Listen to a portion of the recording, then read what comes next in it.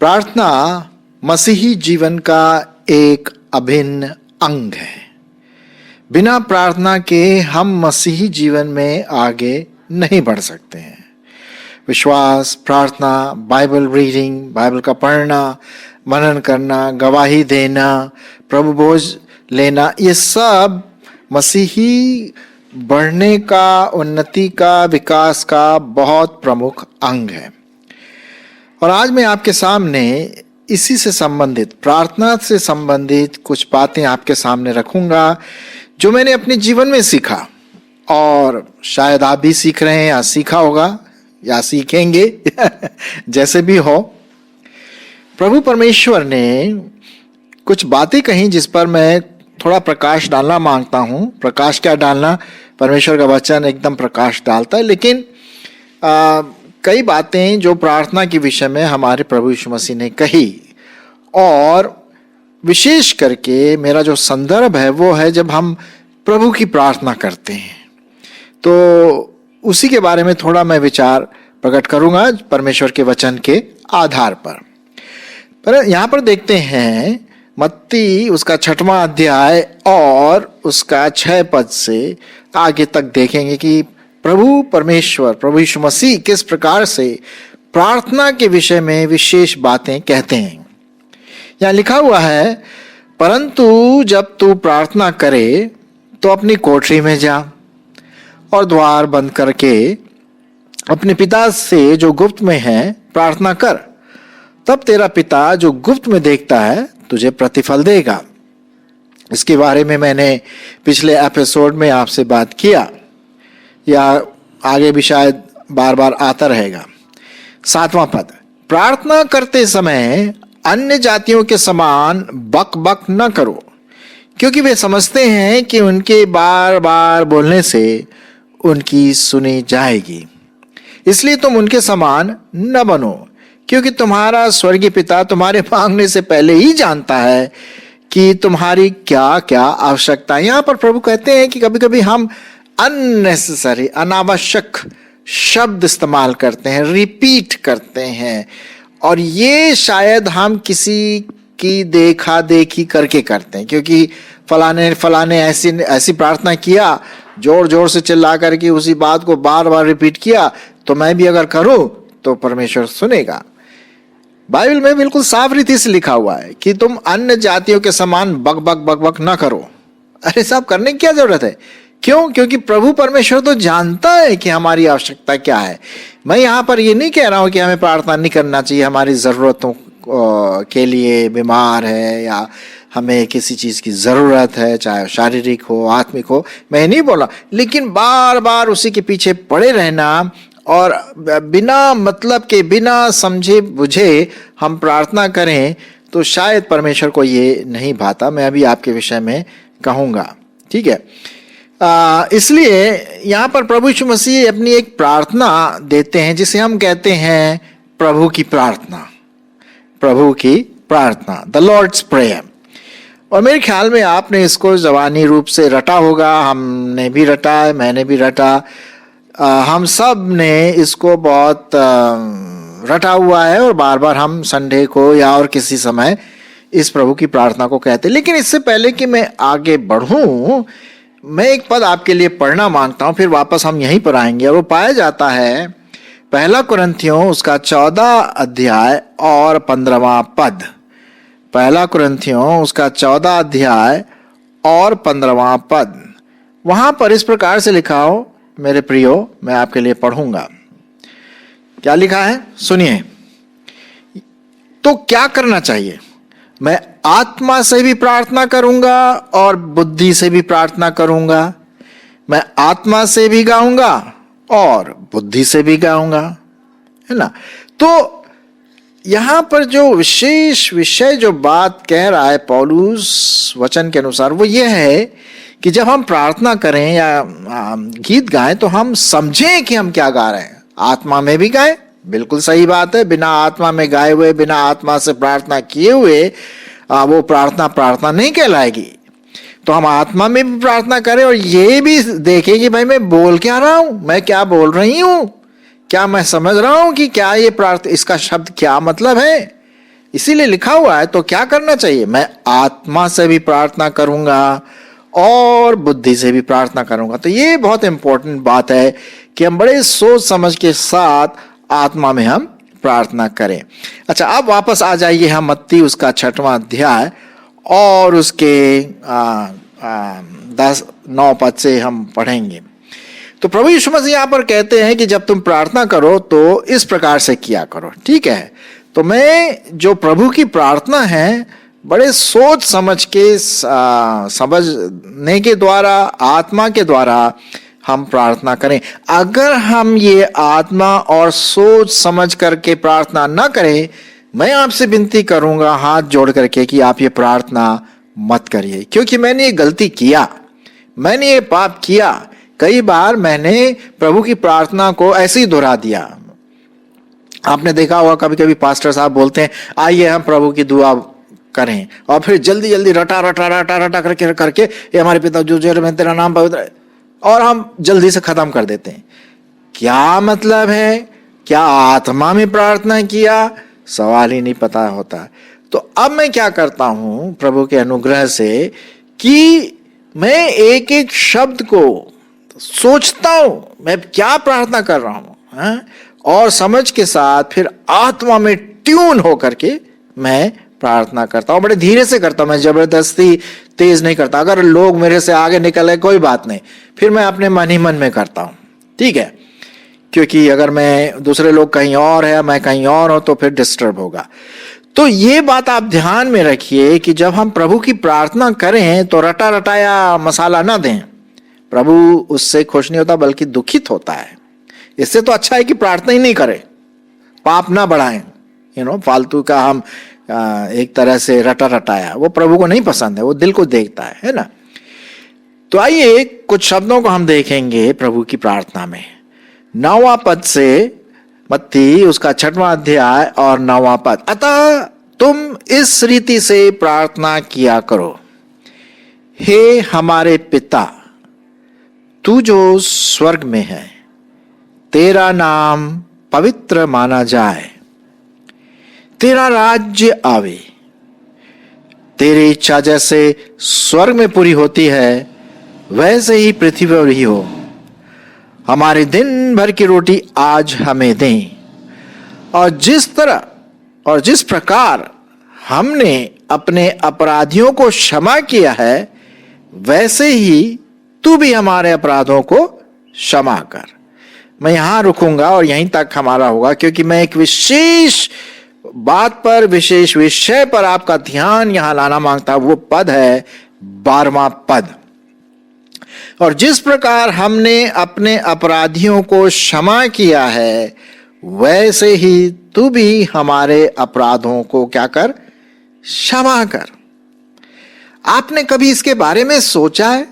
मैंने सोचा है। मैं नहीं बोल रहा हूं मैं बहुत पवित्र हूं और मैं सोचा। कई बार प्रभु ने मुझसे बातें किया कि तू बस रटा रटाया प्रार्थना कर रहा है, तूने चाहे दूसरों के अपराध क्षमा किए नहीं किए कोई मतलब नहीं है। नहीं, अगर हम इस प्रभु की प्रार्थना को आत्मा से भर करके समझदारी के साथ एक एक शब्द को ध्यान में रखते हुए अगर हम प्रार्थना करें तो शायद हमारी नींद खुल जाए। मेरी नींद खुल गई, मैं ये बताना मांगता हूं। पवित्र आत्मा ने मुझे इसको झंझोरा कि क्या तूने अपने अपराधियों को क्षमा किया है? यदि मैंने अपने अपराधियों को क्षमा नहीं किया है, मेरा कोई ये नहीं बनता है रिस्पॉन्सिबिलिटी, या मेरा कोई ऐसे बोलने का कोई मतलब नहीं है कि तू भी मेरे अपराधों को क्षमा कर। अरे साहब, मैंने जब अपने अपराधियों को क्षमा नहीं किया तो मैं कैसे बोल सकता हूं कि जिस प्रकार हमने अपने अपराधियों को क्षमा किया, और वास्तविकता में हमने क्षमा नहीं किया है। अब देखिए यहां पर इस आइकॉन में जो इस पिक्चर, ये पिक्चर जो है मोबाइल में आप देख रहे हैं, वो गिड़गिड़ा रहा है, भैया मुझे माफ कर दे। और ये भैया दूसरा जो व्यक्ति है बड़े उसमें निठल्ले के रूप में खड़ा हुआ, क्या करूं, माफ करूं नहीं करूं, माफ करो। इसने मतलब अपने मन में सोच रहा है, नहीं किया माफ। कहीं आपकी और मेरी दशा इस प्रकार तो नहीं है कि लोगों ने हमसे माफी मांगा, क्षमा मांगा किसी भी कारण से, क्या हमने उन्हें माफ कर दिया? हाँ, यदि हमने उनको माफ किया है तब तो ये आपका प्रिविलेज है। ये तो आपके लिए बहुत अच्छी बात है कि आप इस प्रकार की प्रार्थना कर सकते हैं कि जिस प्रकार हमने अपने अपराधियों को क्षमा किया है, वैसे ही तू भी हमारे अपराधों को क्षमा कर। अब याद करिए, आपका संबंध किन किन लोगों के साथ क्षमा रहित है, यह आपको सोचना है, ये मुझे भी सोचना है, हम सब विश्वासियों को सोचना है जब हम प्रभु की प्रार्थना करने की बात सोचते हैं। जैसे मैंने शुरुआत में कहा कि हम रटा रटाया प्रार्थना करते, जैसे बोलते ना पास्टर जी अगवा बोलते कि आइए हम प्रभु की दुआ बोले, प्रभु की प्रार्थना करें, और शुरू हो जाता फट से पूरा मशीन भराया करके आमीन से खत्म हो जाता, कोई मतलब नहीं है, ऐसे बोले चले जाते हैं। आपने देखा होगा, अगली बार आप देखिए चर्च में, देखिए कैसे होती है, सब एक दूसरे के पीछे जल्दी करके प्रार्थना करते हैं। नहीं, ये पाप है। अगर हम बिना सोचे समझे आत्मा में न भर के प्रार्थना करें तो ये पाप बन जाता है। जी हाँ, प्रभु को पसंद नहीं है, ये प्रभु की आत्मा को दुखित पहुंचता है। अब सुनिए, क्यों मुझे दूसरों के अपराधों को क्षमा करना है, चाहे वो कोई भी A to Z किसी भी प्रकार का अपराध हो। आप बोलेंगे अरे भाई साहब, आपको पता नहीं उसने क्या मेरे विरोध में किया, मेरे दिल को, मेरे जीवन को छलनी कर दिया। होगा, लेकिन प्रभु ने जब आपके पापों को क्षमा किया, क्या आपके पास ये अधिकार नहीं कि आप भी दूसरे के पापों को क्षमा करें?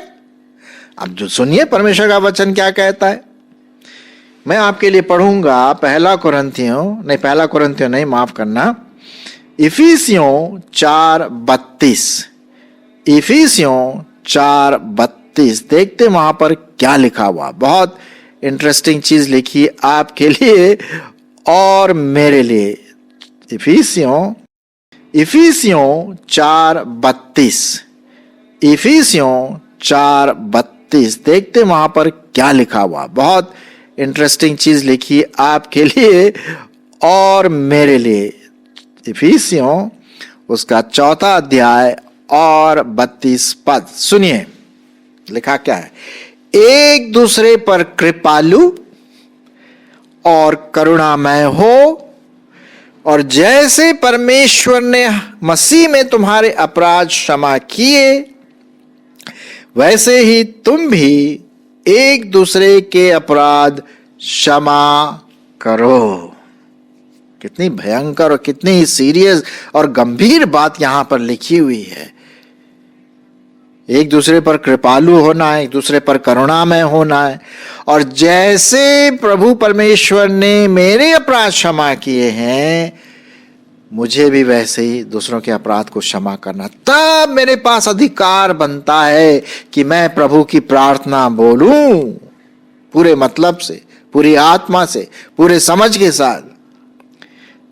अब सुनिए, आप और हम परमेश्वर के वचन के अनुसार नरक जा रहे थे साहब, क्योंकि हम सब तो पापी हैं, है ना। वचन के अनुसार सबने पाप किया, परमेश्वर के महिमा से रहित था, हम पापी। लेकिन परमेश्वर का अनुग्रह भी देखिए कि जब हम उसके पास आए, विश्वास के द्वारा पश्चाताप किया, उसने हमारे पापों को क्षमा कर दिया। अब हमें सूली पर चढ़ने की जरूरत नहीं, अब हमें मौत से गुजरने की जरूरत नहीं। हम सीधे जब यहां से निकल जाएंगे पृथ्वी से, परमेश्वर के स्वर्ग में होंगे। क्यों? क्योंकि साहब हमारा टिकट कट चुका है। प्रभु यीशु मसीह ने हमारे पाप क्षमा कर दिए हैं। हम पापी अवस्था में स्वर्ग में प्रवेश नहीं करेंगे। परमेश्वर की दृष्टि में हम पवित्रता में हो करके उसके साथ जीवन बिताएंगे हमेशा हमेशा। तो उसने हमारे अपराध क्षमा किए ना, नरक से, आग से निकाल कर हमें स्वर्गीय स्थानों में बैठाया है। तो मेरे प्रियो, क्या ये आपका कर्तव्य नहीं बनता है? मेरा कर्तव्य नहीं बनता है कि जो व्यक्ति, भाई बहन, बच्चा, अंकल आंटी, मम्मी डैडी, कोई भी जो हमारे विरुद्ध में पाप किया या कुछ उल्टे सीधे बात किया, दिल को दुखाया, जो भी है, वो आते हैं, अगर क्षमा मांगते तो हमें क्षमा करना चाहिए। अगर वो क्षमा भी नहीं मांगते फिर भी हमें अपने मन से क्षमा कर देना चाहिए। जी हां, यही तो हम कहते हैं ना पवित्र आत्मा का फल। हाँ, एक और पद मैं आपके लिए पढ़ना मांगता हूं और पाया जाता है भजन संहिता और उसका 103 अध्याय। 103 अध्याय मेरा बड़ा फेवरेट वाला अध्याय है भजन संहिता का, लेकिन एक पर्टिकुलर पद जो मैं आपके लिए पढ़ना मांगता हूं, 103 उसका 12वां पद। सुनिए परमेश्वर का वचन क्या कहता है। उदयाचल अस्ताचल से जितनी दूर है उसने हमारे अपराधों को हमसे उतनी ही दूर कर दिया है। Hallelujah, hallelujah. जितना पूरब से पश्चिम दूर है उसने हमारे अपराधों को उतने ही दूर कर दिया। आप बताइए पूरब से पश्चिम की दूरी कितनी है, कितनी दूर पे है पश्चिम पूरब से? हम नंबर नहीं बता सकते कि भैया इतना किलोमीटर, लाख लाख किलोमीटर नहीं, अनंत काल का दूरी है। परमेश्वर ने आपके और हमारे अपराधों को उतनी दूर कर दिया, क्षमा कर दिया साहब, क्षमा कर दिया। तभी तो हम स्वर्ग के अधिकारी बन गए, परमेश्वर की दृष्टि में हम पवित्र बन गए, क्योंकि प्रभु यीशु मसीह के बलिदान के द्वारा, उसके जी उठने के द्वारा हमारा मेल मिलाप हो गया ना। तो वापस हम आते हैं यहां पर मत्ती और उसके 6वें अध्याय में, जब हम देखते हैं कि वहां पर क्या लिखा हुआ है। मत्ती उसका 6 और 12 पद। और जिस प्रकार हमने अपने अपराधियों को क्षमा किया है, तो इससे पहले कि आगे बढ़े या मैं आगे बढ़ूं अपने प्रभु की दुआ में, ये देखना है कि क्या मैंने अपने क्षमा मांगने वालों से उनको क्षमा दिया है, उनको क्षमा दिया है। अगर हां, अरे बल्ले बल्ले, तब तो बढ़िया है।